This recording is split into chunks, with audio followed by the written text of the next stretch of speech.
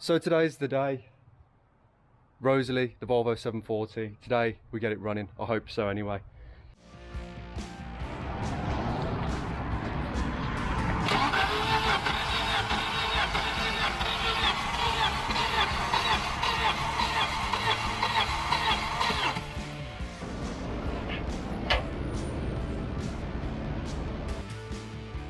So yeah, that isn't what we wanted to see.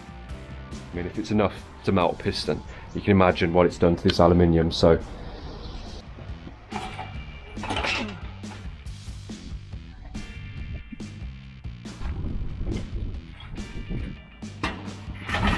yeah, that's better. we chucked this new block in that I bought. It's out of a 240, under 200,000 kilometers, 190 I think it was. Seems in good shape, good health.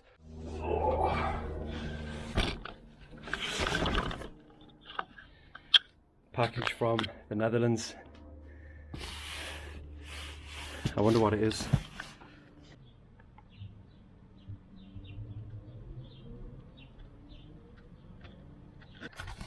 So there we go, look at that, look at the effort he's put into it. What a guy, what a legend. Yeah, it's kept it safe, hasn't it? That's fixed, that is.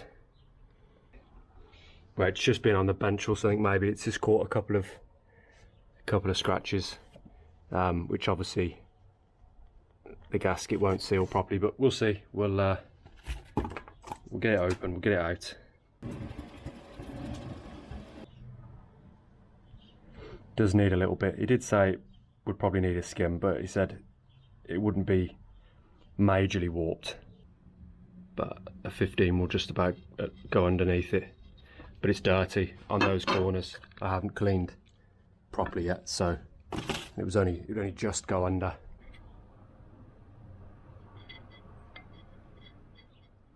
$146.1. I don't think this head has ever been skimmed. If this is to be believed, if this is accurate enough, this caliper. I'm really excited. I've just got back from the machine shop. I just picked up the head. Here it is, guys. It's always a nice sight, isn't it? Oh, look at that. Fresh as a daisy. Yeah, you could eat your dinner off it. So I've cleaned over the block with a razor blade. Just scraped everything off so it's completely clear of gasket. Just run a bolt through all these threads just to make sure that we push out all of the coolant or oil. There's some in here as well, out from the threads. Doesn't go on like that. Definitely won't go on like that. So it must be like that.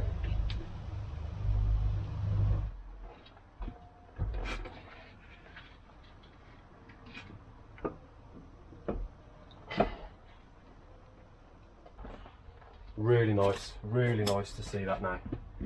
To see the engine start to take shape again. Yes, it would have been nicer to have an even redder block, but it needed painting anyway, really. And for those that didn't see the previous video, I didn't do it because there just wasn't really space to paint the engine. I don't have an engine crane. Even if I did, there's not really a place for it. It is what it is. One day we'll get there, we'll have a bigger facility, I hope, and you know, if you keep watching the videos and you keep liking and commenting, maybe it will happen one day. So anyway, today's the day. So I've got some new bolts as well. Yeah, for the sake of like €10, I just replaced them, especially with how hot the other engine got as well. Yeah, I hope I haven't forgot anything. I always get that feeling, but yeah, should be alright, I think.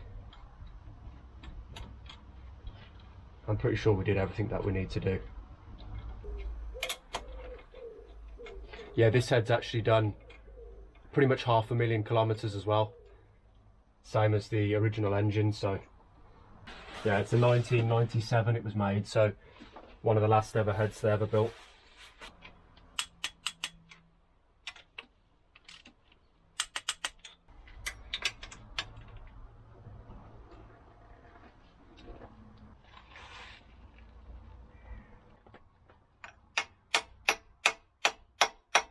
Timing cover.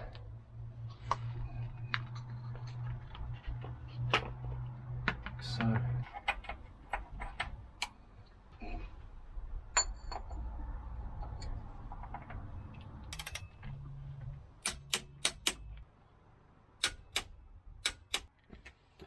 So obviously I didn't check that the engine, that the piston is at top dead centre. I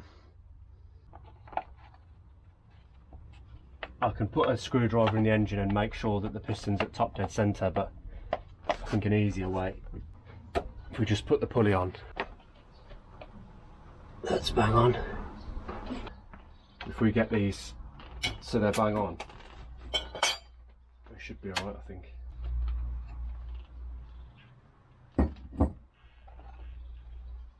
It's a red block, it'll probably idle like anyway. So let's get the belt on.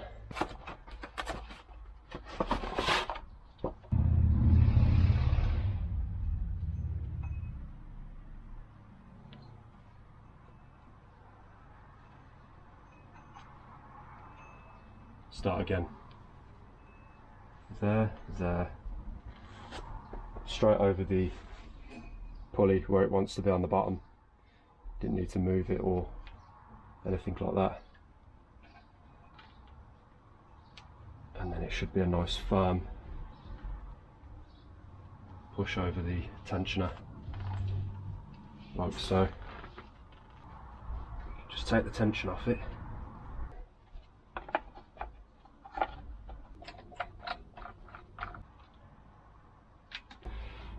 We'll see if our timing marks actually align again. Yeah, that's fine. Crankshaft, pulley, sprocket, bolt. 60, then 60 degrees.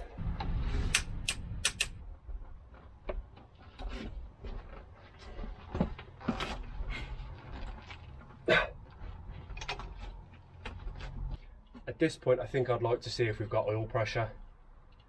I don't see why we can't do that. I know I've got a lot of pipes and wires and stuff off and it'll probably throw some codes, but we'll take out cylinder at number 1 fuse anyway.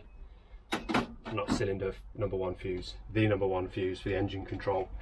So we're not trying to put fuel through or anything like that. I'll just connect I'll put the loom.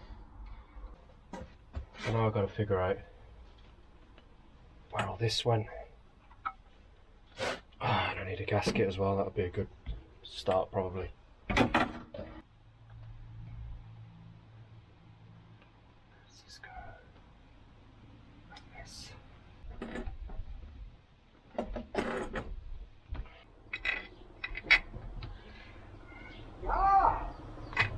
Jesus.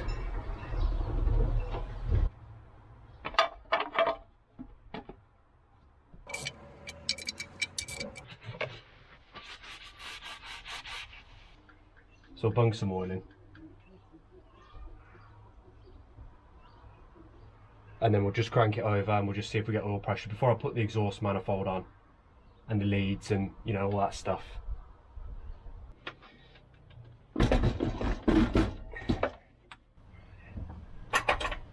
It's been a while since I've sat here.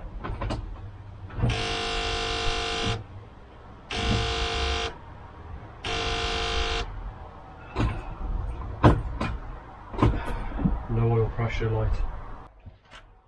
There is no oil pressure light coming on, so there's no point doing anything until that's rectified.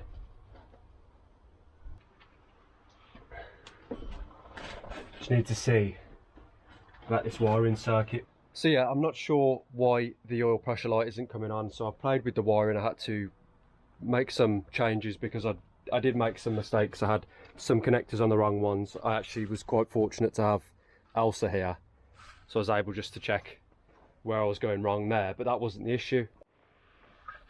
So I just connected the oil pressure plug connector to the negative on the battery by means of this brown wire here, and the oil pressure light works on the dash. So that must mean that the wire is okay.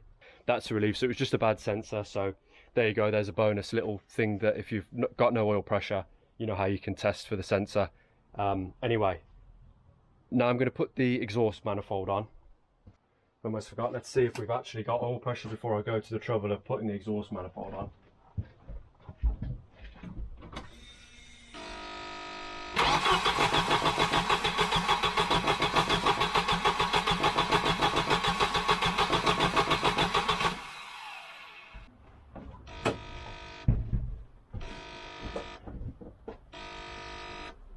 Still nothing yet.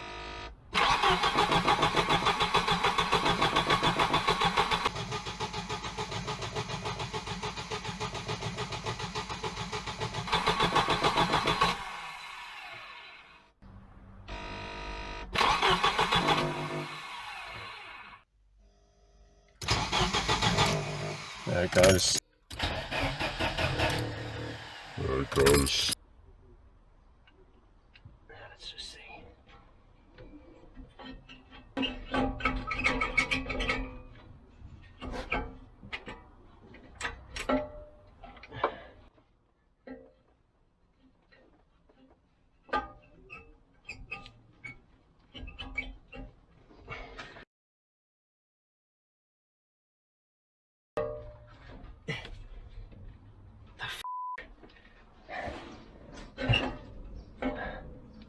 What's going on there?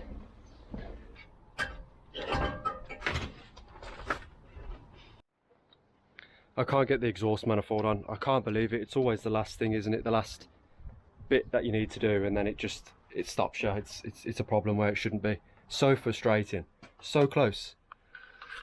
I'm going to start it anyway because without the manifold on it, because I've had enough, and it's going to take time. I think I'm going to have to either remove the manifold or remove the rubber hangers on the exhaust to give me just way more flexibility with the manifold, because it's coming in at an angle and some of the studs are matching and the others are way off. So obviously the engine is sitting in a different position to how it was before, probably because I replaced the mounts. Before I go home, I really want to hear this thing run, so it'll be quite noisy, but yeah, let's just fire it up. Literally fire it up. You'll probably see fire coming out of the side of the engine, but that's fine.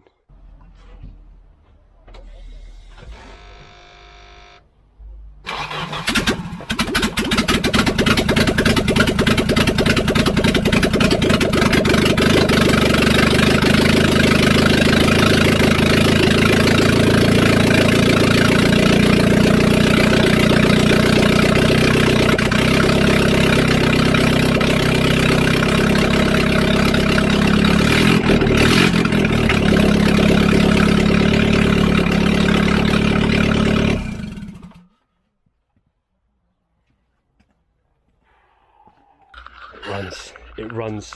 I think I caused the whole neighbourhood to come out and, oh, what's going on? But it runs,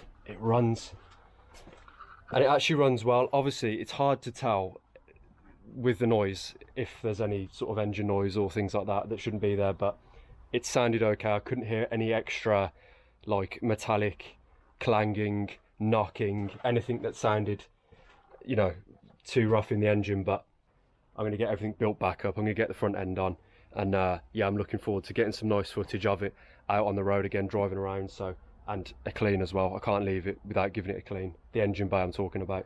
The rest of the car doesn't really matter because it's covered in flower vinyls and dents and scratches, and there's like rust converter spots and